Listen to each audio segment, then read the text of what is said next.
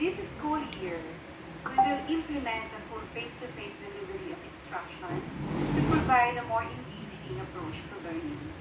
This will make the students participate more through classroom discussions, more collaborative work, and greater level of interaction with their fellow students and, of course, with their teachers.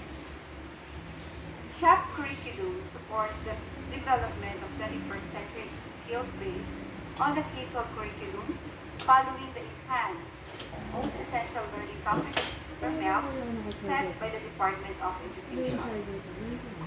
The K-12 program covers kindergarten and 12 years of basic education.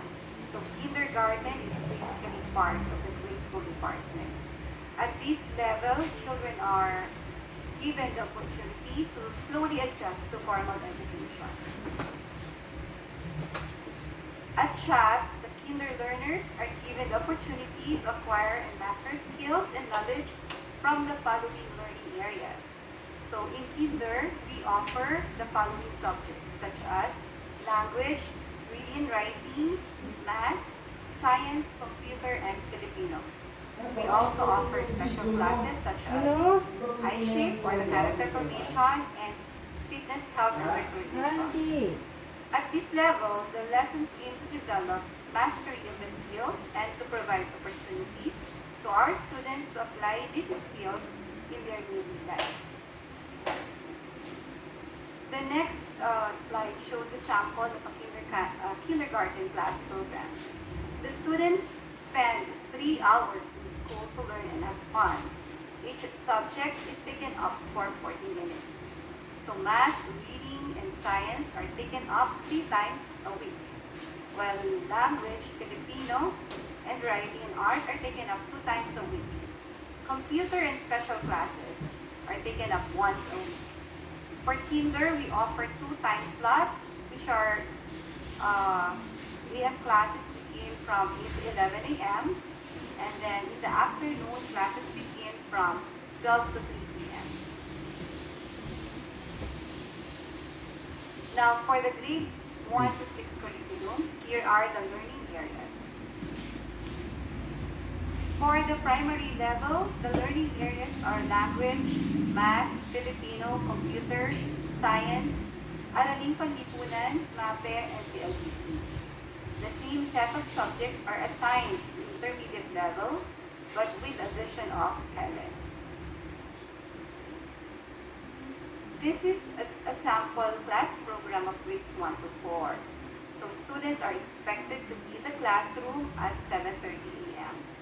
There will also be a 20-minute homeroom period from Monday to Friday for advisors and students to bond together, do the morning routines, discuss reminders, announce important matters in the class, and have their SHAP class once a week. Notice that English, math, and science have 5 meetings a week. Filipino is 4 times a week. AP is 3 times a week, while computer is taken up twice a week. MAPE, HELE, CLBC is conducted once a week with 40 minutes allotted time per period. Students are dismissed at 12 p.m. 4 times a week and 12:43 to 4 times a week. The intermediate level has the same set of schedule. All classes begin at 7:30 a.m. and dismissal time is at 12 to 12:40 p.m. Our cafeteria will now be fully operational. However, only students from grade 5 to 6 are allowed to eat there during their recess and lunch break. While grades 1 to 4 will be bringing lunch and snacks as well, and will be supervised by the advisors during lunch and snack time in their respective classrooms. The teachers will also make use of traditional learning materials and digital devices for dynamic delivery of instruction. Google Workspace for education, the learning management system, which will soon be in place in our instruction. Google Classroom for created as our contingency plan in case of emergencies or calamities. However, reminders and announcements may be posted here. For the academic policies, we these are the set guidelines, okay? So these academic policies are set guidelines assisting the students in directing their academic journey in our institution, from enrollment to graduation or the end of the school year, and these shall cultivate and uphold the values of integrity, excellence, and service. The school term has a maximum of 203 school days, distributed over a minimum of 40 or 41 school weeks, which is composed of one school year. 3 school days determine one school week. We have forwarded or emailed a copy of the school calendar, I think yesterday, through the student advisors. For this calendar is for two semesters. Okay, it shows the schedules of our faculty training, which started last June, and the official first day of classes is July until the end of the semester. In this calendar, you will see important dates of the following: Friday masses, club meetings, mid-quarter updates, quarterly assessment, online viewing of grades, meetings, and many others. We are requiring the students to be present during quarterly assessment, and parents to attend the scheduled quarterly meetings. For the grading system, the K-12 uses the standards competency-based grading system based on DepEd Order number 8, series of 2015, which states the policy guidelines on classroom management. On classroom assessment, rather. The school year consists of 4 grading periods. The averaging system of rating is used to get the quarterly average and the final rating per subject. Please take note that the passing mark in any given subject is 75%, and that your child will get the highest and lowest grade set for all the quarters, which is 100% and 60% respectively. The grade per subject is the weighted average of written work, or WW, performance tasks, or PT, and quarterly assessment.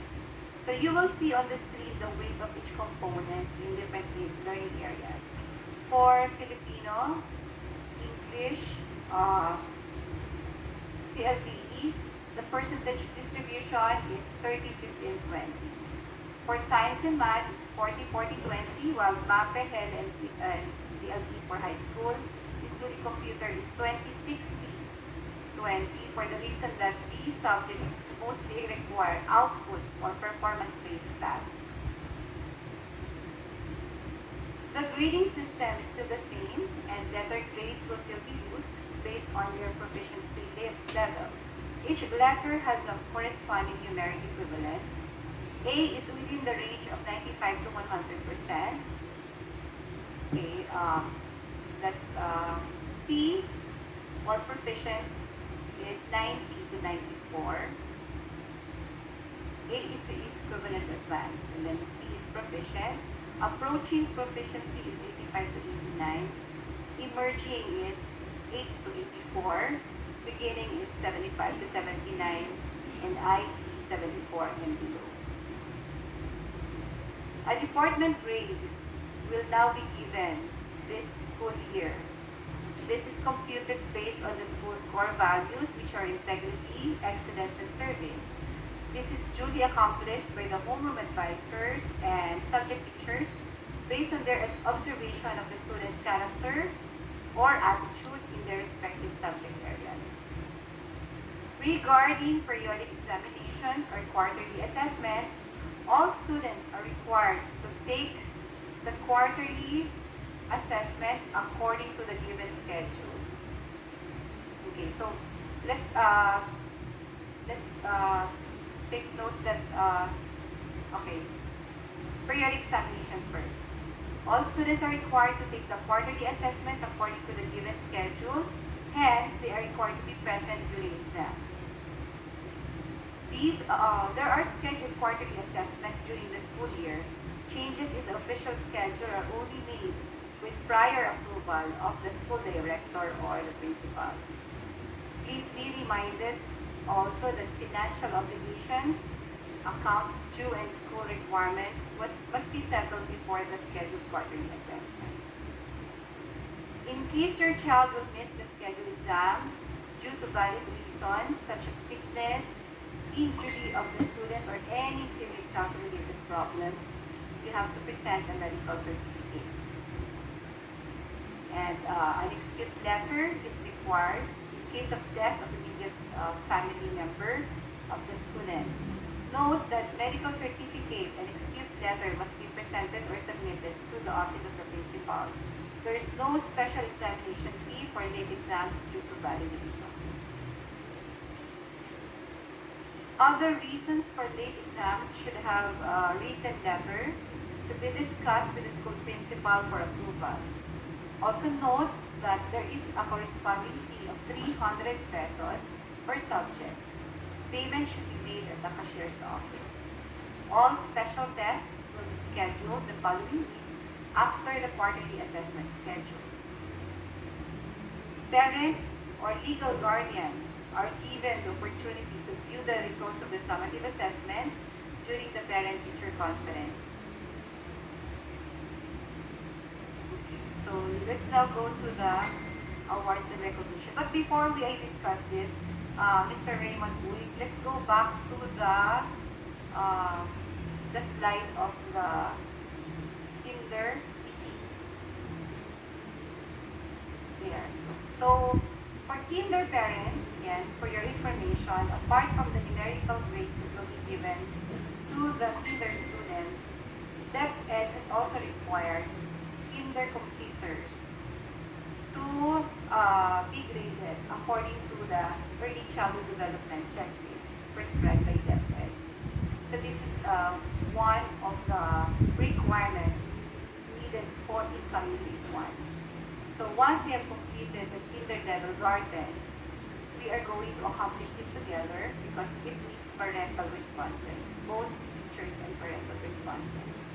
So the grades of the child from the CCT will be encoded to the learning information system of DepEd, which will also be reflective and will signify that the child is completed the year.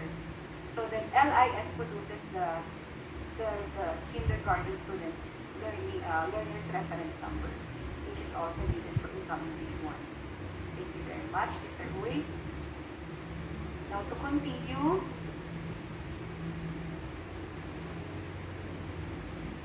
so let's go to the promotion and retention. Okay, awards and recognition. There you go. So for the awards and recognition, so after the students have completed the academic requirements, I'm sure parents will be very excited to know this. Regarding awards and recognition, academic awards will be given to students at the end of the school year. This is in reference to DO number 36, series of 2016. This award covers the following categories. With highest honors, those students who have acquired 98 to 100%. With high honors, 95 to 97%. And with honors, 90 to 94%. We also want to reiterate that the candidate for honors should not have a grade lower than 85% in all learning areas. The department award will also be given this school year. Special awards will be given to graduating students like grade 6, 8. There will also be awards specific disciplines, okay? Loyalty awards, service awards, sports or best athlete award, performing arts award, award for work immersion in senior high school, and award for best research for grade 10 and senior high school. And JFK award if there will be a child or a student who will be able to reach the criteria. Okay? Now let's proceed to the learners promotion and retention. Regarding this, of course, we want our children to be promoted to the next level, not only because they will not be receiving those awards without having promoted. So, students who have failing grades at the end of the quarter, for grade 1 to 10, or at the end of the semester for grades 11 to 12, required to undergo remediation after class hours to catch up as they move to the next grading period. If the school year, by the end of the school year, the student has 1 to 2 failing marks, then they should be required to take summer classes or remedial classes. But if there are 3 failing marks or more, the student will be retained in the same grade level. Okay, so those are things that we need to remember. That's why it's very important for parents to check the EDU sweep and attend the PPC so that you'll be updated on your child's academic progress. Now, SHAP also offers learning support program. This is a school initiative program intended to provide additional assistance and resources to SHAP students with academic difficulties. So these are implemented either during the school year or over the summer break. Tutorial is meant to improve and supplement in-class instruction by adapting to the needs and pace of the student in less formal classroom settings during the school year. So you are going to request for let's say 1 month, the number of sessions will be 20 sessions, and then there'll be maximum of 4 students per teacher. It's a group tutorial, it's not one-on-one anymore. And the remedial class is designed to help students to catch up and earn back the necessary number of units they failed. These classes are taken up during summer or after a semester for senior high school. Okay, so number of sessions, there are 20 sessions for grade school to junior high school and 30 sessions for senior high school. So if you would like to know, parents are encouraged to religiously or regularly attend our parent-teacher conference. You are actually required to attend scheduled parent-teacher conferences at the end of every grading period. So it's not enough to view the grades on EDU Suite. We require you to please come and ask your teachers about your child's academic progress and behavior in the classes. The schedule of the PPC is already indicated in our school calendar. So please take note of those schedules, and we will be sending communication to you regarding your specific schedule. Parents, we have 4 PPCs, which is normally after the online viewing of grades. This conference is very important because it is called to inform you of your child's academic performance, and especially in the last 2 quarters, if your child is most likely to fail in a subject, which we don't of course, we hope it will not happen. But knowing this, we can already do something to avoid failure at the end of the school year. So we'll be able to do some interventions. Okay, so we really encourage your active participation. Alright, now for other reminders. Okay, so those parents who are in the lower grades who are excited to celebrate in the classroom, we regret to inform you that birthday parties will no longer be allowed to avoid class disruptions.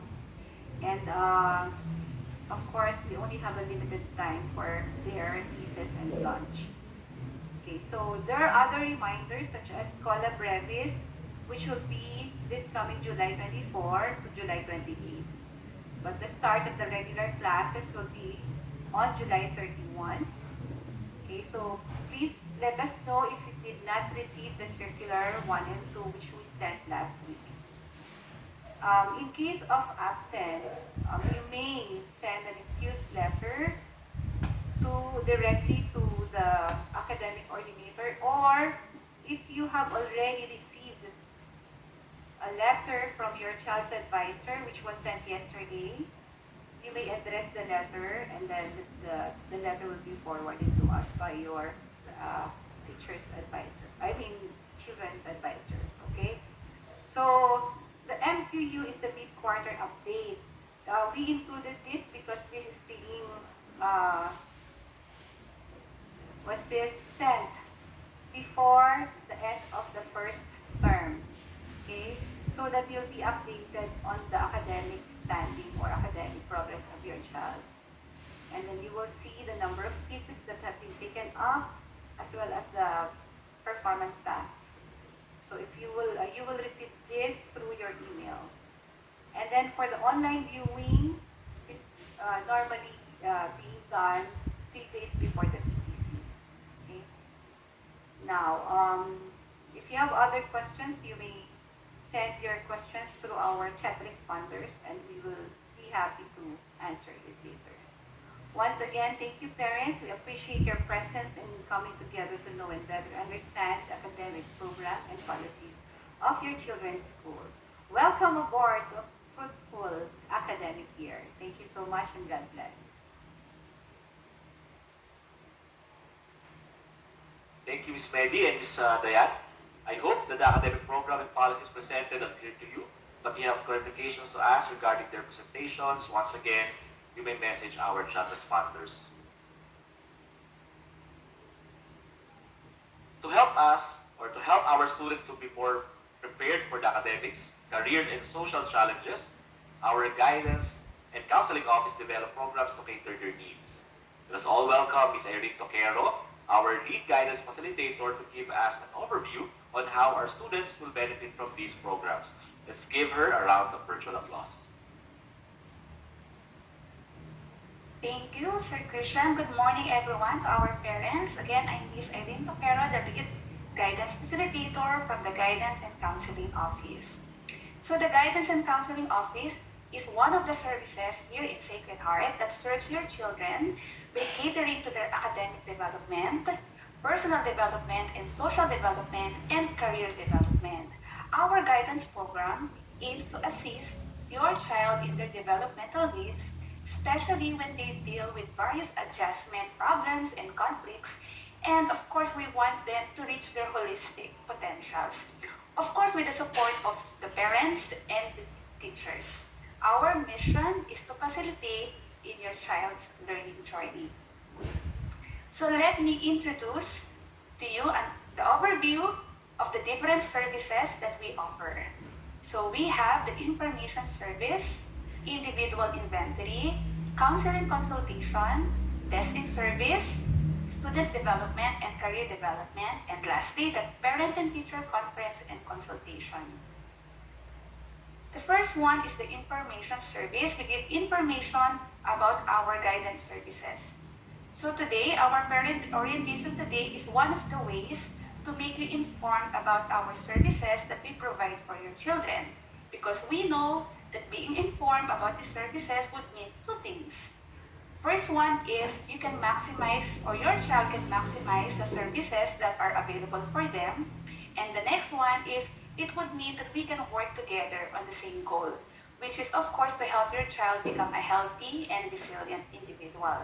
We also give information about through infographics wherein we provide various informations on different topics based on different themes.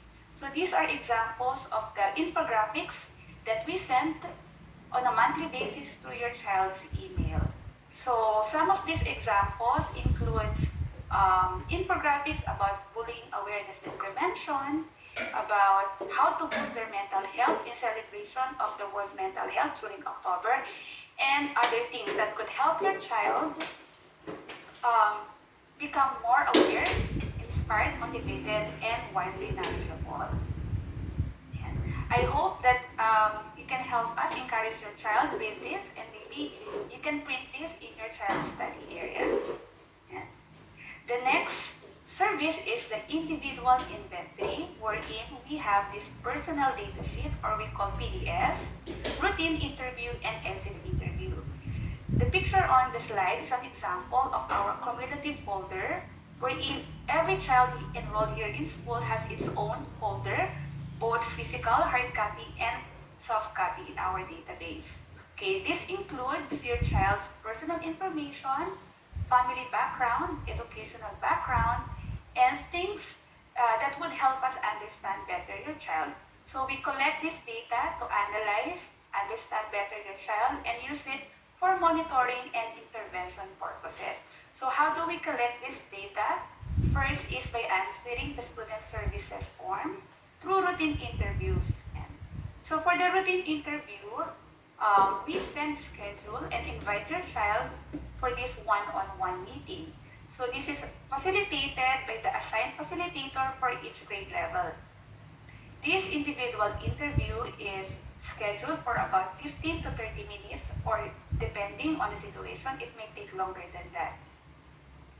For exit interview, it is only for the graduating students, such as grades 6, 10, and 12, before the school year ends. So we let them accomplish an exit interview because we would like to know your child better about their views, their values, their interests towards their future plans.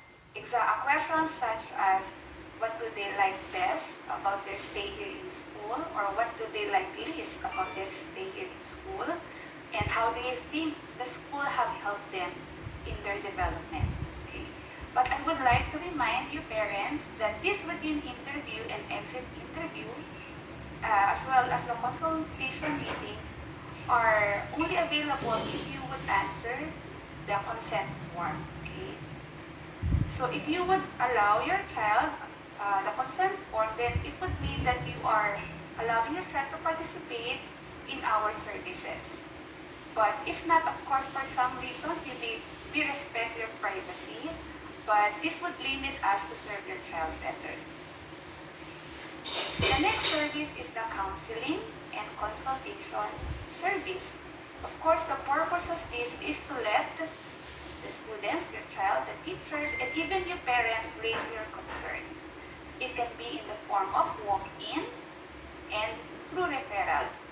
Students can visit our office, okay, if they think that they need some help, they need some person to process their thoughts and emotions, and we are happy to welcome them, but we encourage them to visit us only during their break time or dismissal, because we do not want them to miss their quizzes or performance tasks and discussions. But of course, with the approval of their teacher, as needed by the situation, they can visit us during their class. Counseling and consultation can be through referral, so who can refer? Students or classmates can refer, parents like you can also refer, and teachers and other personnel. So if you have some concerns about your child, you are free to email us or message us, and we will be glad to accommodate your concerns. We also have individual counseling. Of course, each child has its own struggles or unique problems, so we do the one-on-one counseling. Group counseling if they share common problems or they share common concerns or common goals. And of course, we know that one meeting is not enough, so we do follow-up sessions with your child. So this is an example of our law or the protocol for referral. So the student will inform his or her advisor, okay, regarding some issues or concern, or maybe the student can refer a classmate, and then the homeroom advisor will then talk to the student involved. The advisor or the teacher will now inform you parents about it and take the necessary steps to try solve the issue. It can now be referred to us by referral forms, which will be accomplished by the student and by the teacher. After we receive the referral forms, the guidance facilitator will communicate with the student, okay, also with the advisor. And then that's the time that we will send or schedule a routine interview through your email. Then we will now conduct the routine interview, and as needed by the situation, we will coordinate with our registered guidance and counseling consultant for outside professional help as needed. And lastly, we will schedule and conduct a follow-up interview with the involved student and get some updates from you parents regarding this case. Part of our counseling consultation is the mental health check-in. Okay. So we give this to grade school students twice a year, just to know what are their thoughts and feelings about their school life, about their relationship with others. And during this mental health check-in, we observe that some of the responses of your child may display of distress or some concerns, then we will invite them for a routine interview. We also have the counseling consultation inventory, but this one is for the high school students. But it has the same purpose. We would like to check if in any domains or mga common problems that we notice that needs attention, we will invite them again for a good interview. Okay. So if you are worrying about the confidentiality, okay, the students, everything they share between them and the guidance facilitator is treated with highest confidentiality. So whatever they say will stay with us, but of course, since they are minor, okay, we have limitations with this. So what are those scenarios wherein confidentiality is override or limited? That is when there is an imminent danger when the student displays, okay, that he or she is being hurt, okay, or he or she has a tendency to hurt himself or others. If there's also an evidence or disclosure that there is an abuse, either physically, emotionally, or sexually, if there's a threat, okay, and of course if it's ordered by the court, then those are the scenarios wherein we need the limits of the confidentiality is reached. But if you are wondering, parents, of course they are minors, you have the right to access this information, but you need to answer a form regarding these information. The next service is the testing service, wherein we administer entrance test to our student applicants. And we use this data to see the needs of your child in their academic area. We also give their exercises and tests like our personality test to them to understand them about their views and interests. Student development is one of the services that we offer through guidance class, ISHAP class, and career development. For the guidance class, we facilitate it once in a quarter. Okay, each guidance facilitator is assigned for each grade level, and the scope of the topics is anchored in the DepEd's homeroom guidance program, which focuses on the personal, academic, social, and career development. We also have ISHAP class, which is facilitated by their advisor during the homeroom period on a weekly basis. But the modules and materials are prepared by the guidance class. We also have career development, wherein we do give orientations. We invite resource speaker for career talk, and for the higher level, such as for high school, we invite speakers outside colleges and universities from the NCR. So we will just be sharing some pictures of it.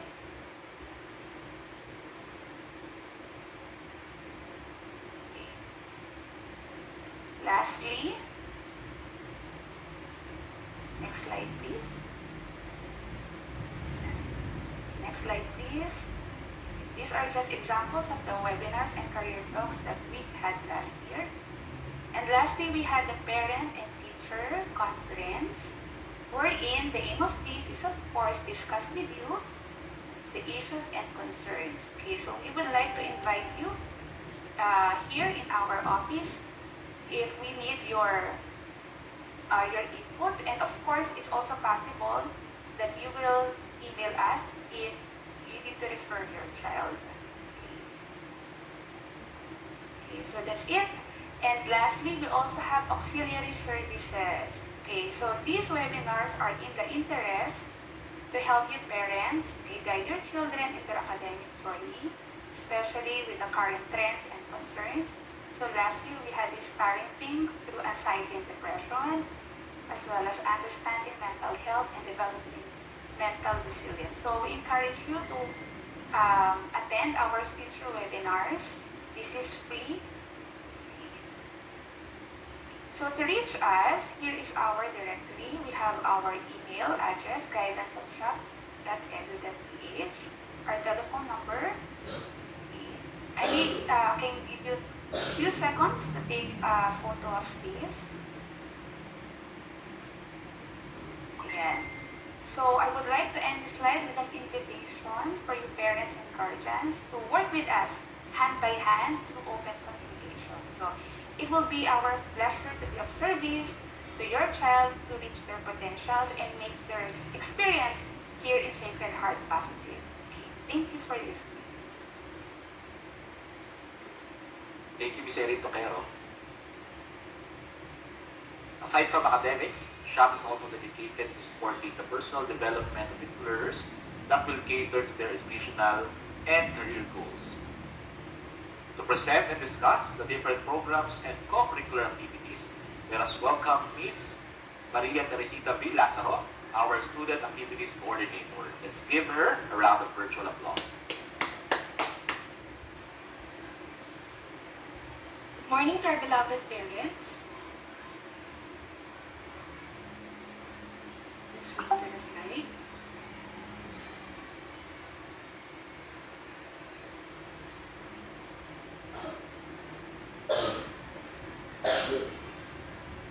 Okay, again, good morning to our beloved parents. I'm Miss Maria Teresita Lazaro, your student activity Hello, breakfast ka coordinator, na.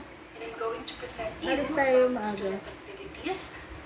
I welcome you all this school year 2023-2024. We're all excited to meet you and your children. Next slide, please.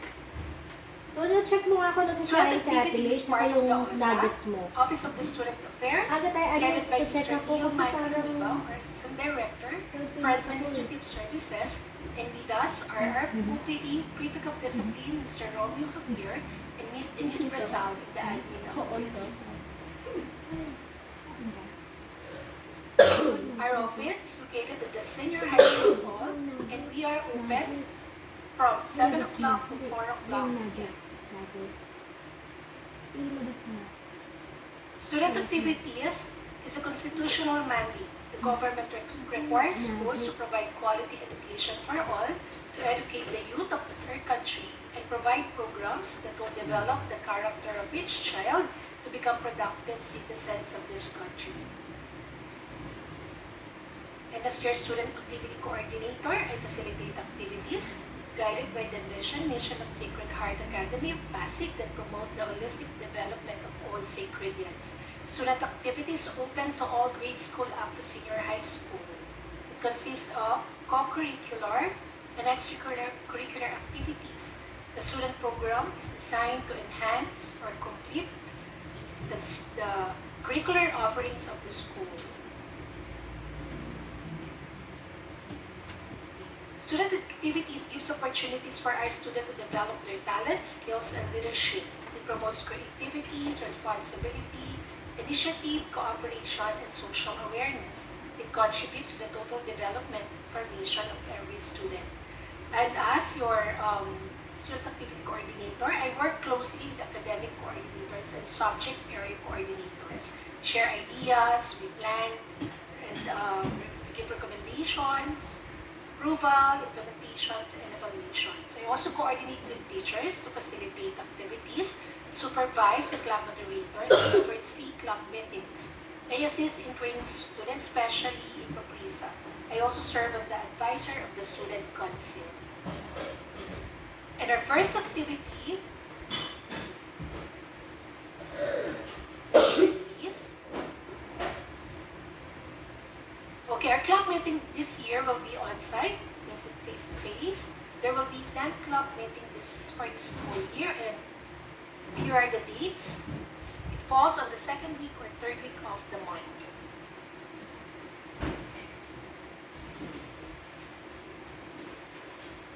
Okay, we have 2 days. The first day will be for grade school, primary, intermediate, and the second day for junior high school and senior high school.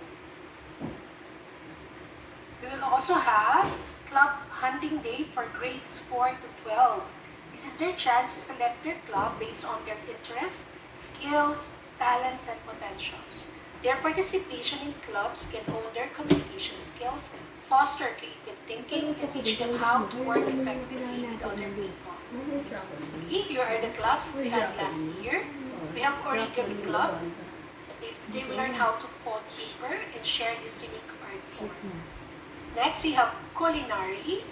Young culinary provide an environment for students to socialize, be creative, learn cooking skills, and have fun. Next is the dance club. It provides opportunities to dance lovers to prove their talent. Sino? We also have Ubahan niya. the low-bake club class, Ubahan daw. the Canva. Wala sila? It will help students to be good in presentations and create beautiful designs. We also have board games. And of course, performing arts club. Okay, we also have monthly activities. They provide opportunities for students to learn new skills, make friends, and have fun. Students can also develop essential skills such as teamwork, communication, and leadership by participating in extracurricular activities. Okay, ang una po ay ang buwan ng wika. Study Ito ay first. pag-iwang sa buwan ng Agosto. Aywan. Kanilang mga paligsahan, itong nakaraang taon, ay ang paligsahan ng Nalilisa mo siya kanila? pag-uula-tula, Tsaka pag-awit, Adidas. sayaw, tula-tulaan, palarong Pinoy, at syempre, yan Adidas. Ano na yan sa'yo, no? kasuotan Nalaban na natin para sa ngayon. buwan ng Agosto. At, and this, United Nations, this October, October. we will also celebrate United Nations Month, headed by the Araling Palipunan Department. And one of the memorable activities is the No Bag Challenge, the Tumbler Challenge, and of course, we will also be No wearing bag challenge? national costumes. So, nyo, no bag challenge, tumbler We also challenge. have Dito ko yan eh. English Ano yun? Month, November. Who would forget the activity? Writing a letter, making an infographic, reading a literary piece, and of course, the slam book party. Every September, we celebrate SIMAT activities. January, This not year, we will September. celebrate it on January. During SIMAT, there is SIMAT News, Science and Math Videos. And of course, this February, we will celebrate the February, 24th Foundation founding Day. anniversary of Sacred Heart Academy. Foundation Day is a designated day on which celebrations mark the founding of an institution. It is an opportunity for us all to come together and celebrate the proud history with the community and employees. Okay, this is in collaboration with MAPE MAPE Month. Department because it's MAPE Month. Sharing with you the pictures last Foundation Month, the Our Sports Fest 2022. Okay, grade 1 and grade 2, grade 3, Ano kayo? grade 4, Ano kayo? grade 5, Ang gawin oh. and of course grade 6. Okay, but this year, we will have a Sport Fest on March 18 to 21.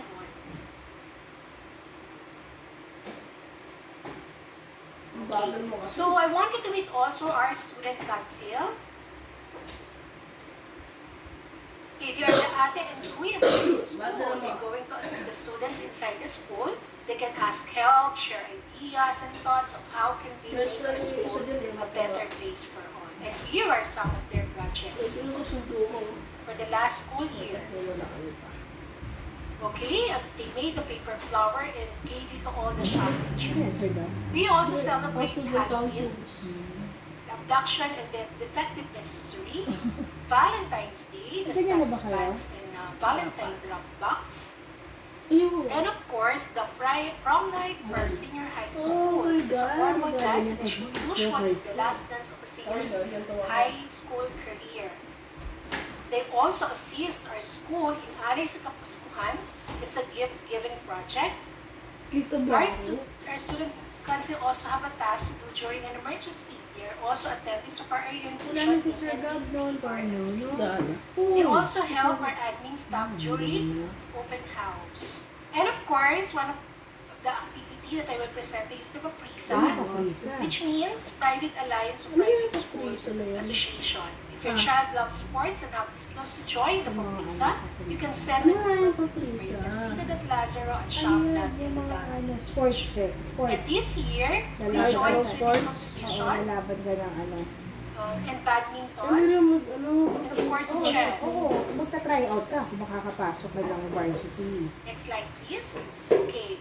And here is our swimmer, Samantha Aguila, an incoming grade 10 with her main coach, Mr. Jefferson Blanca, senior high school RDS teacher. And next slide, our winner, Kyle Carito, an incoming grade 5 student. Galing. Nandun nga sa picture ng shop. Ay, We will alam mo, also ano, have acquaintance basketball. party this year. Oo, sama. Okay? Sama. Wala talagang magbabasa. Next. Ako And of course, our na school believes it's important to make a positive life and spend time with Wala family. basketball. Parents Sabi ko, often kayo work so kasali hard sa Hindi, at meron. everything in Pwede. order to provide for Wala. their families. Pero wala That pinakita ang sometimes they star. give up one of the Wala most pinakita magaling. Hindi, kahit hindi So magaling. this Dapat year, ino. December, we will have our Hindi, family. sabi ko. So I encourage your please encourage your child to get involved in your school's club, org, and sport team. Participating in extracurricular activities is a great way and meet new friends, develop, and have fun. Okay, thank you so much. And if you have questions, okay, please message our chat responders. Thank you. Thank you, Ms. Lazaro.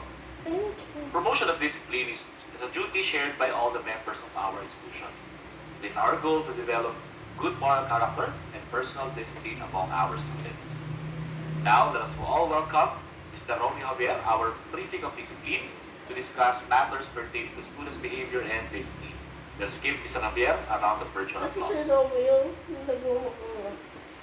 Thank you, Mr. Balal, and thank you, Madala mo. parents, and good morning to everyone. The Prefect of Discipline's mandate is to implement the Code of Discipline Ayan, code of discipline. guided by Right. the Ano vicious ko mission Yung of ginagawa Sacred niya Heart ng Academy of megaphone, Pasig yung may that megaphone. encourages good behavior and decorum.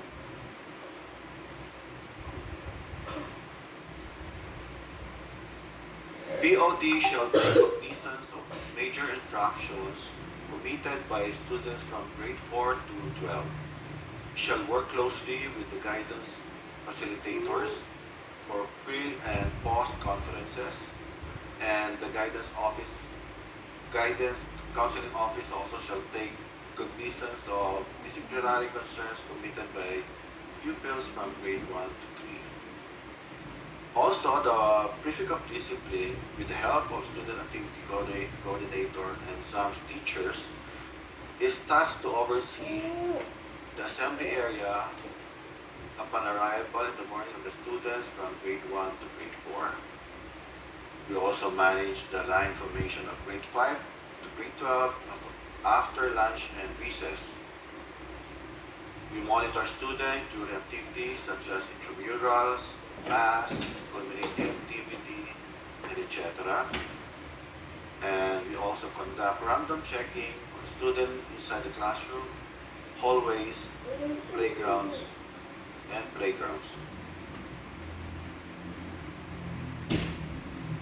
When it comes to discipline in the school setting, parents are expected to play a significant role in supporting and reinforcing the school's disciplinary policy.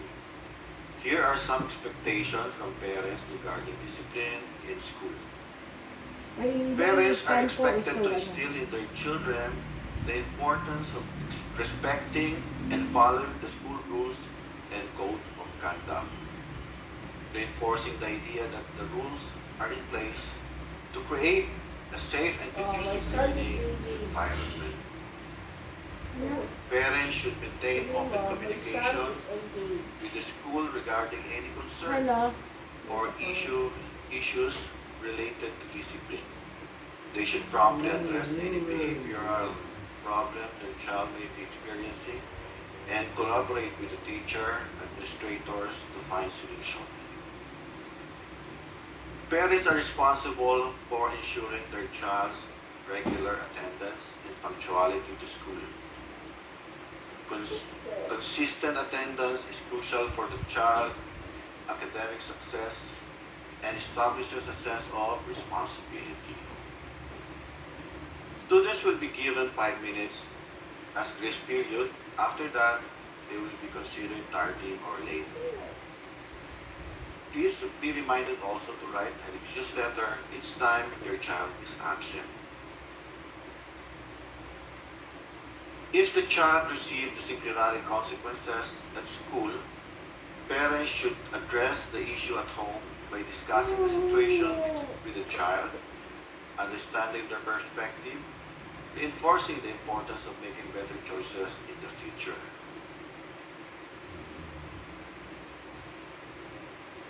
During a parents' conference regarding discipline, POD have certain expectations also from the parents.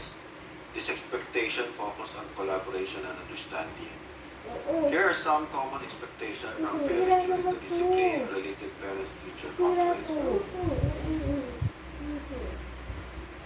We expect parents to actively engage in discussion about their child's behavior and disciplinary matters. This means being present and to contribute to finding solutions. Open communications. Parents are encouraged to share any concerns they have about their child's behavior or experiences related to discipline. Open and honest communication help us gain a deeper understanding of the child's behavior. Parents should familiarize themselves with the school's disciplinary policy and understanding the consequences that may arise from the specific behaviors. Their knowledge can help parents reinforce the importance of appropriate behavior at home. This will be included in the student's manual.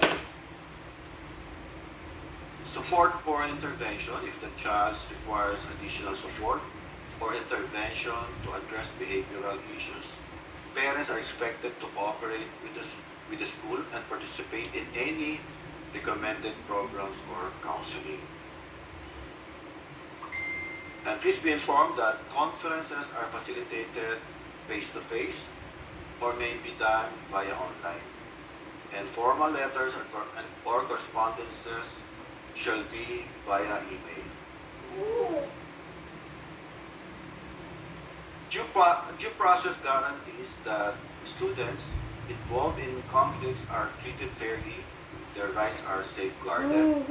This includes the right to be informed of the allegation against them, and the right to be heard, the right to present evidence or witnesses in their defense, and the right to receive a reasonable impartial decision.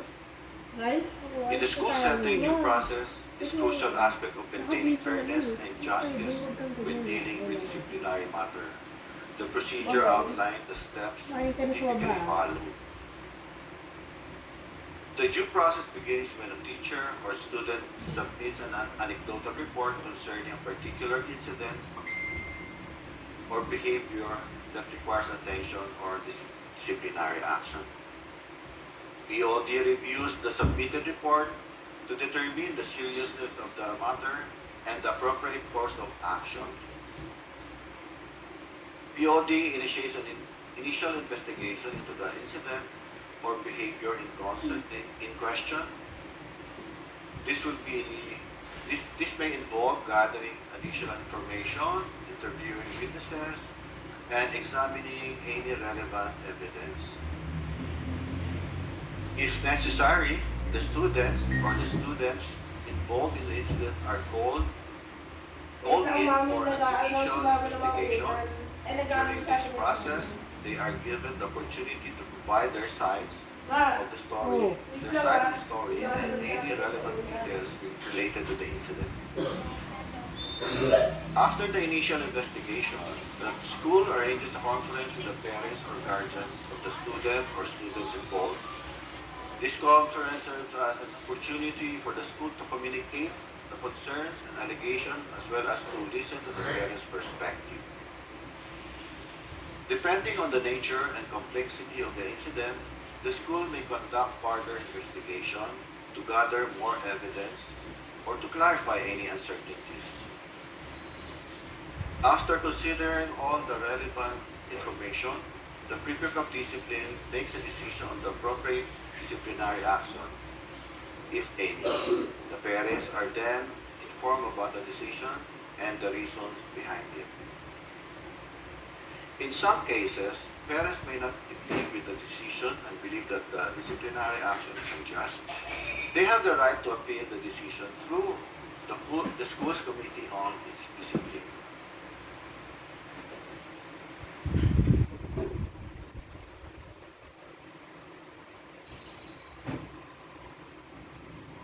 The Committee on Discipline reviews the case, taking into account all relevant information and makes a final decision. This decision is communicated to all parties involved, including the parents, the student or students, and the school administration. The decision made by the Committee on Discipline is final, and all parties are expected to abide by it. This ensures that the disciplinary process is concluded in a fair and just manner. As a final juncture, I would like to express my warmest gratitude to all of you, to all the parents. God bless you and your family. Thank you. Thank you, Mr. Javier. Another student support that SHAP offers to our learners to ensure their safety and wellness needs in the campus are the different student services. Let us welcome Ms. Jocelyn Asensio, our Student Services Coordinator and Registrar. Let's give her a round of virtual applause. Good morning, our dear parents. I will be discussing the services and requirements of the Administration Office, the Registrar's Office, and the Medical Clinic. To start with, I would like to explain the importance of EduSuite, our school management system. As I go along with my presentation, you will see that most of our services use the information that guardians encode in this system, starting from enrollment, payment of school fees, data privacy consent, and this year we will start using EduSuite as our reference in rendering medical services.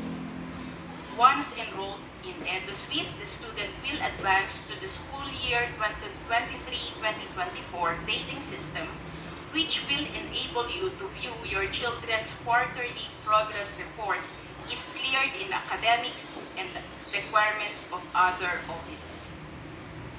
All the information that we require from the parents include the data that we need to encode in the DepEd's Learner Information System, or LIS. As we are going digital, we included the uploading of the birth certificate because the student's basic information must be consistent with the school records. You can also update the ID photo here, as our physical file may still be the picture of your children when they applied in preschool. The data privacy consent is in compliance with RA 10173. This allows us to process your personal data for the legitimate educational purpose of SHAP and DepEd. We are also getting your permission to take photos of your children when in school and use them in our posters, publications, and social media posts. Of course, here you have the option to decline.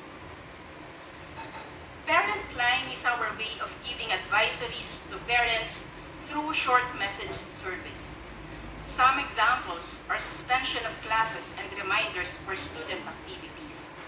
Only one cell phone number of the authorized person as listed in this part of EduSuite will receive the text message. If not available, we will get the guardian's cell phone number also from EduSuite. The IDs of the students are color-coded. Orange is for school bus riders, yellow is for commuters, and green is for those with ventures. The reference of the color code is your answer in means of going home under the residential address in EduSuite. At the back of the student ID is your child's unique QR code. Your child must tap in and out on the QR code scanner located at the entrance gates. If parents would like to check on the time of your children's clock in and out, you may download the Parent Line app from Google Play or App Store and then sign up. The information in the app is the real time of tapping. Kindly take note of the logo of Parent Line. We are concerned about the security of your children. If your child is a green ID holder, the fetcher must wear this pickup pass. One transferable ID is good for 2 students and 4 authorized fetchers, including the parents. Lack of this pass will delay the exit of the student, as our staff will have to verify the unauthorized fetcher from the parents. We are also issuing the sticker for all vehicles that will enter the campus. Note that if the fetcher is a tricycle driver, he may leave his tricycle outside the campus. The fetcher's ID and the car sticker will be required starting Monday, July 24. Our medical and dental clinic is located on the ground floor of the main building next to the accounting office. It has separate areas for dental clinic, common illnesses, and isolation with its own restroom. At the back of it is the driveway for emergency vehicles. Our 3 full-time nurses and part-time physician and dentist render basic health services including first aid and referral if the complaint requires further diagnosis. If your child is under medication, you have to submit the medical certificate, prescription, and medicines, and the nurse will go to the classroom to administer according to instructions. The doctors are conducting annual physical and medical checkups. The nurses are also well trained in emergency response. On top of those basic functions is giving health education via health bulletin. Our medical staff will refer to the medical record of your children based on your encoded information in EduSuite. You may update this anytime if the health condition of your child changes.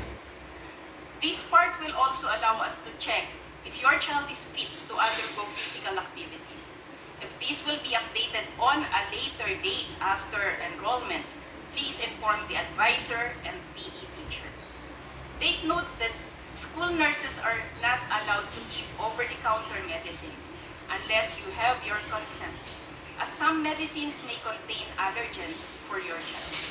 So please answer this portion. Otherwise, they will just render topical medications and hot or cold compress. DepEd is also requiring schools to have records of students' immunizations, especially COVID-19 vaccinations. For us to be able to conduct medical services, please accomplish the agreement in the conduct of emergency cases and first aid in EduSuite. And this last part is your consent in case of emergency, including preferred hospitals. Note please that hospitals require the presence of a legal guardian. Our students are insured 10,000 pesos for accidents, but let us pray that this will not be consumed. SHAP will continue to implement the minimum public health standard in accordance with the guidelines of DOH, IATF, DepEd, and LGU. Students and personnel scanned 37.5 degrees Celsius and below may enter. If above, he will undergo triage assessment, and if fever persists, he will be sent home. Alcohols will be provided in all entrances, but we recommend that you have your child bring a pocket-sized hand sanitizer. Hand washing areas are also located in the canteen and restrooms. Wearing a face mask is required inside the classroom and other enclosed areas.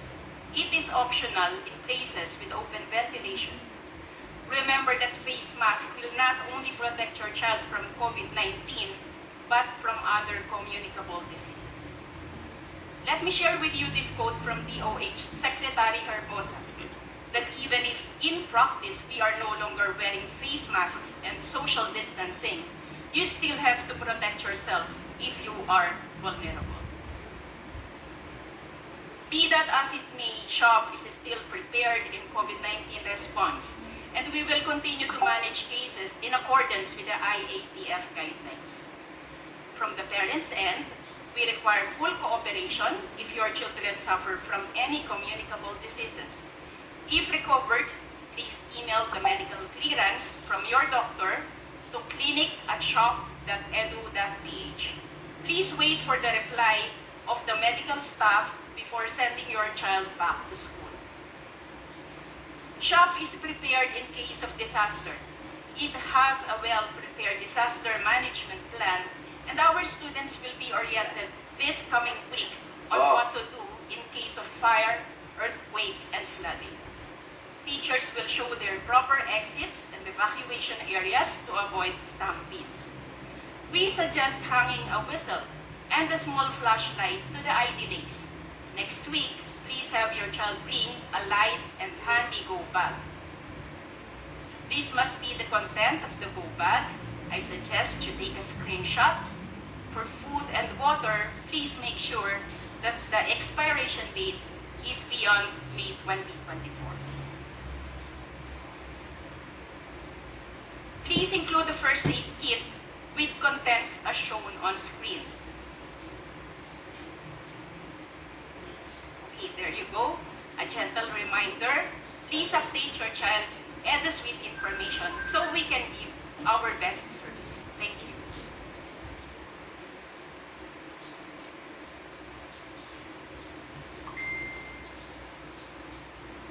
Thank you, Ms. Inocencio. Open communication is vital to all organizations. To ensure the smooth flow of communication between the school and you, my dear parents, Ms. Dela C. Hernandez, our Assistant Director for Academics, will be sharing with us about the communication flow from fostering clear and concise messaging to streamlining information dissemination. Let us give Ms. Hernandez a round of virtual applause. Again, good morning, dear parents.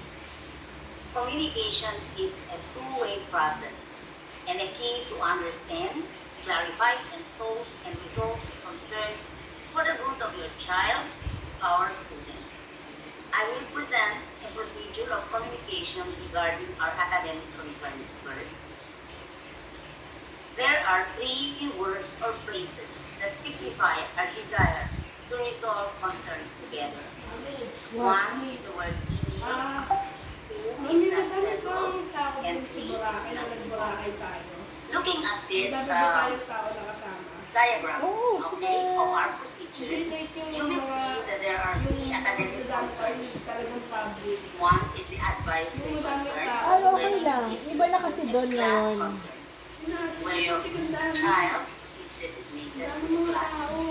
The other one is the subject concern. And the other one is the teacher performance concern. Okay?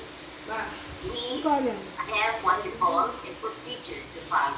And we hope that all parents will look at this procedure and will follow. First, for the advisory concern, we request that you email the home room advisor. I think you all know who will be your class advisors. And if the complaint is not resolved or things to be clarified now is not settled, we would like you to write a letter to the academic coordinator.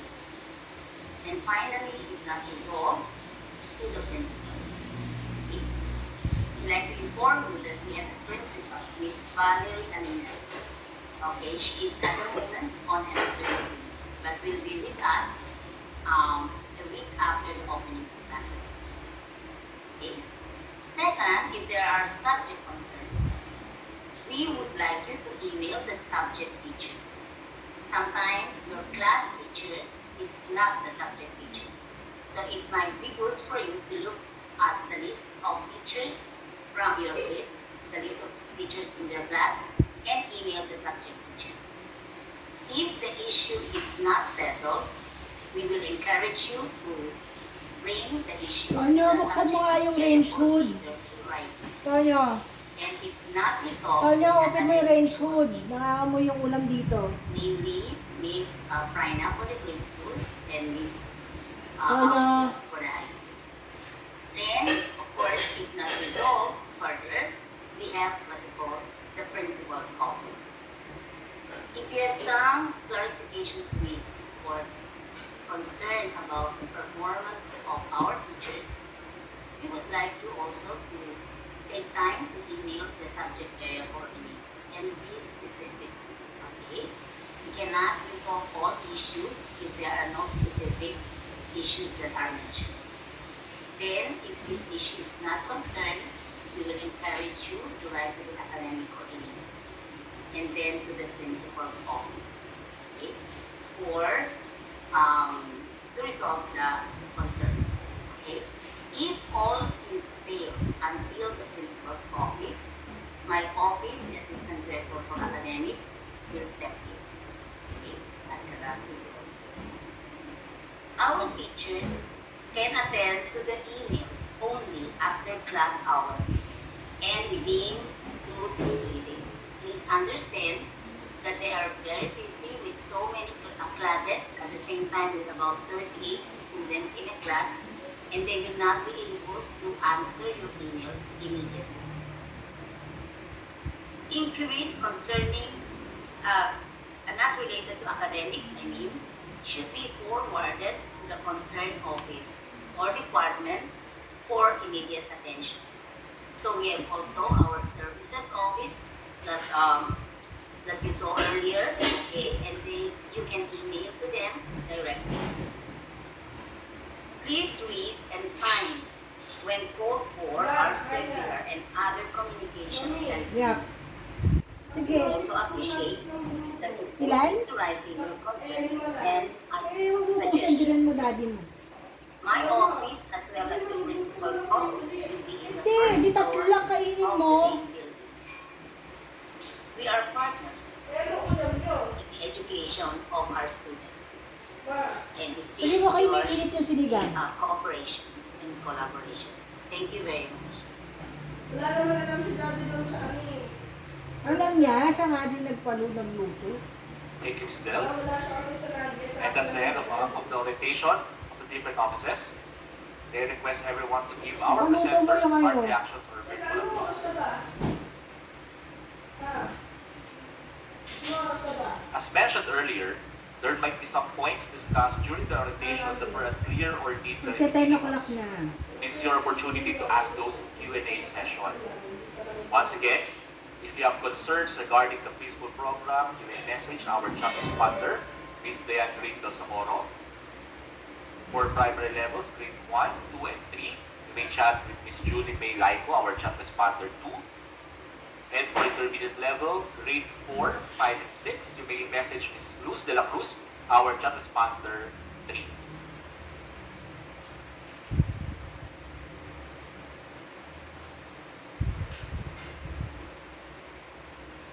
And for our first question,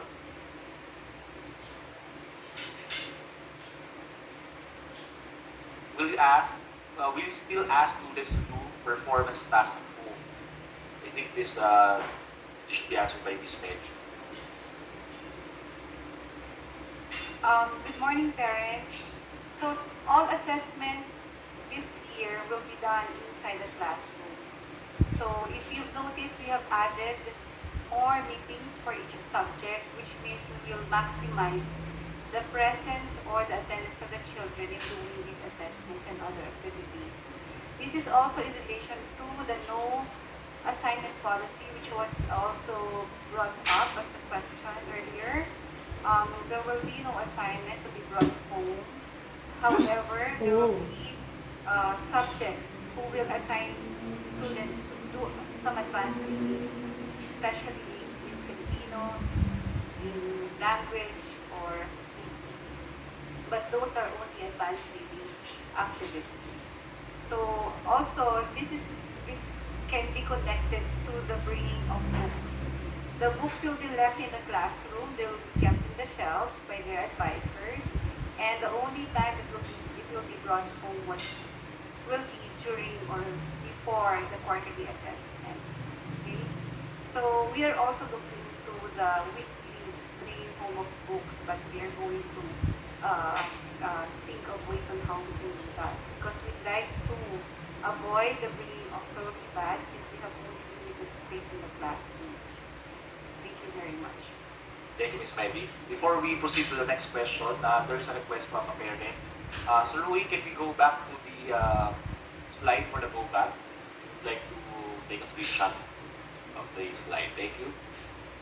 For the next question po, hello, can I know po if hahatid ba ng advisors yung students sa meeting place ng school bus driver?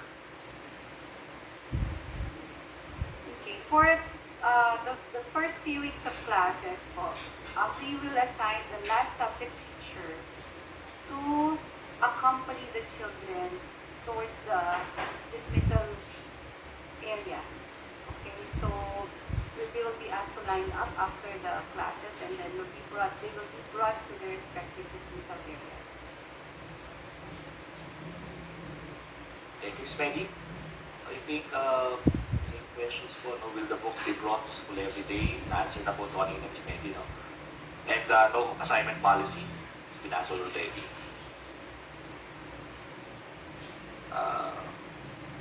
How about this one po? Will we see all assigned written work and performance tasks in Google Classroom? Okay, so as mentioned earlier, the Google Classroom will be utilized to make some communication or by posting announcements by either the advisor or the subject teacher. But the performance tasks and other materials will no longer be posted there because we are going to provide them necessary materials inside the classroom. So we will also maximize the use of books. Thank you very much. Thank you, Ms. Betty.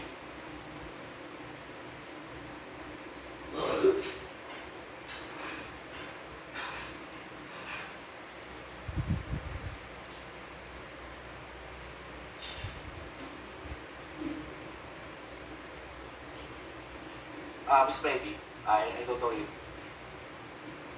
who would answer this one. What if my son goes to school riding a private car but goes home through a bus service? Which ID should we have? I'll answer na now. Okay po. The means of going home. So if the student will go home via school bus service, then the ID will be orange. Thank you, Ms. Sench, for the clarification. We were advised that we can get the car sticker on Monday. We hope that we'll be allowed to enter the school premises without any hassle. Thank you. We'll give a chance. Of course, we will extend our issuance of the car sticker. So if the cars without sticker can enter, of course, the campus on Monday. But please do see us to apply for one. I also add that if you come for the star stickers or uniforms or books, you will be allowed to enter the moment that all the students are already in the classroom. You will not be allowed to enter while everyone else is entering the campus. Thank you. Thank you, sir, and thank you, Ms. Hencio. My son is an incoming grade 4 student. There was no Holy Communion offered to grade 2 students last school. Will there be Holy Communion for grade 4 this school year? I think there will be a Holy Communion. However, the schedule is not yet available.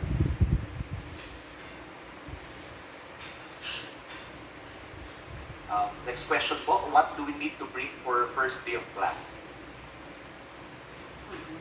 Okay, so yesterday the advisors of the grade school students as well as the preschool week ago, we have already emailed the parents as well as the students regarding the date of what to bring.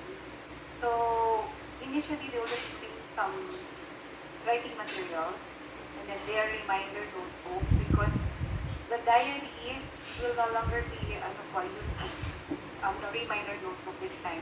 just going to be a handbook. Wala na po siyang previous to write. So, they'll bring the reminder notebook, writing materials, snacks, packed snacks, and they should come in their proper school uniform. Okay, thank you, Ms. Peggy. Sir Christian, Yes, sir. regarding the uniform, if, for example, the uniforms are not yet available, they may come wearing smart casual attire. Okay? No shorts, no miniskirts, no ripped jeans, please. Thank you. Okay po, sir. Thank you, sir. Another question here. Each student needs to bring their emergency kit bag and first aid kit next week. We will announce the date that the students will bring the go bag by next week. The teacher will give the announcement. Thank you po. Another question. Ma'am, ask ko din po pala, hindi po kami kumuha ng Fetcher's ID because we'll be availing of the school service starting August 2020 lang po. For this July school days po, 6 days, tricycle po muna sila. This will be for, paano po kaya? The parent can have the fetcher bring an authorization letter with the valid ID of the fetcher and the parent po for security purposes. Thank you po, Miss. Is food delivery for the entire class allowed for the birthday celebration? Sir Christian, as we have discussed earlier, birthday parties, birthday treats will no longer be allowed. Oh, okay. Any deliveries not also allowed po. So sorry. No, Yes. no classroom No parties birthday na. parties this year. Let me stress that this is not a policy of the school. No? This is in keeping with the Department of Health and IATF guidelines. Okay. Thank you. Noted. Thank you po. Since maraming subjects na po and they will be bringing a lot of books, will there be anyone assisting students to carry their bags to higher floors? Thank you. We have very limited personnel, but definitely people will be helping out.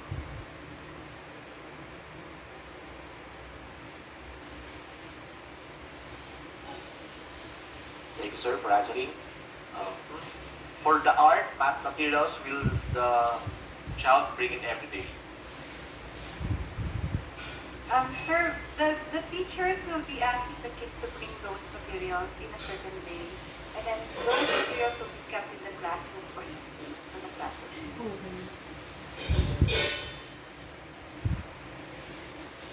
Okay.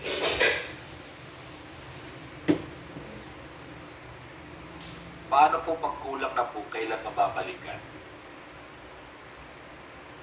We will be announcing when we are able to complete all the deliveries from our suppliers. Thank you, sir.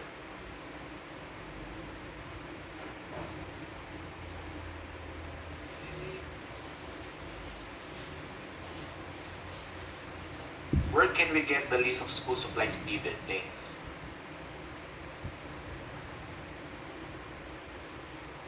In the shop store po. Yeah, actually, sir, the list of materials was emailed to the parents a few weeks back, and then we've been also sending this list to the newly enrolled students. Now, if in case they didn't receive it, they may email the class advisor to provide them a list. Thank you, Miss. Another question po. Why recitation is not part of the grading system? Kindly answer. Thank you.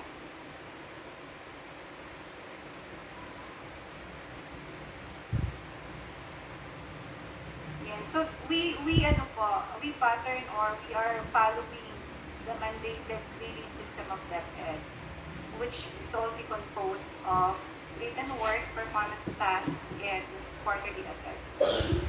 Thus, it's not part of the grading grading system po. Kaya wala po siya sa count. But however, the student participation naman po is, being recognized with the classified with the subject teachers as well.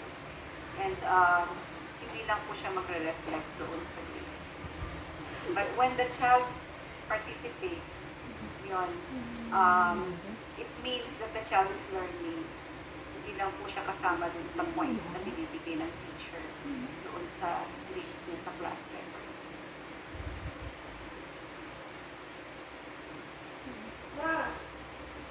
Thank you, Miss Medi. If the books will left school, how can they do advanced reading?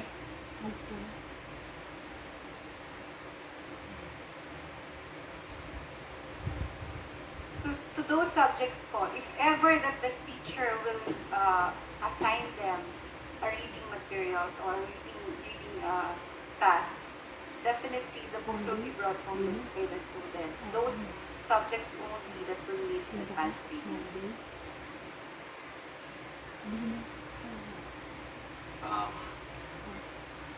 Medyo marami po yung nag-flood yung question, sorry.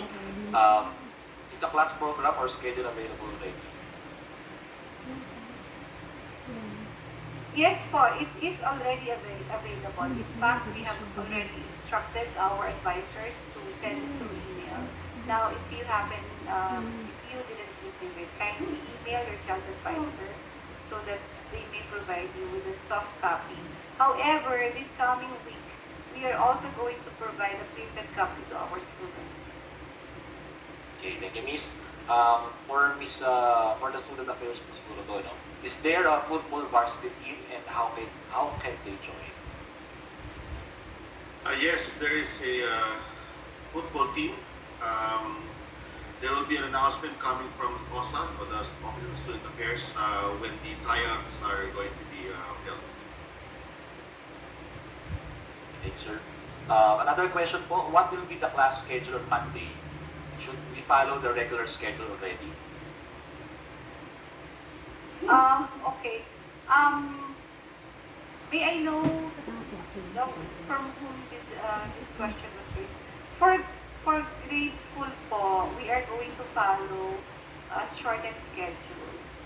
So, if you have received the circular number 1, we have provided the list of schedules which will be implemented this week. Okay? So, the kids will be coming here Ano mo ulan? for grade 1 to 3. And then for grade 4 to 6, they'll be coming here, 7:30 to 10 a.m. for grade 1 to 3. Okay, 7:30 to 10 a.m. Except on Thursday and Friday. Grade 1 to 3 will be coming from 7:30 to 10:30. And then for grade 4 to 6, 7:30 to 11 from Monday to Friday. We would like to reiterate that our parents can go back to the evenings to read the different circulars that were sent. Thank you, Ms. Del. Thank you po.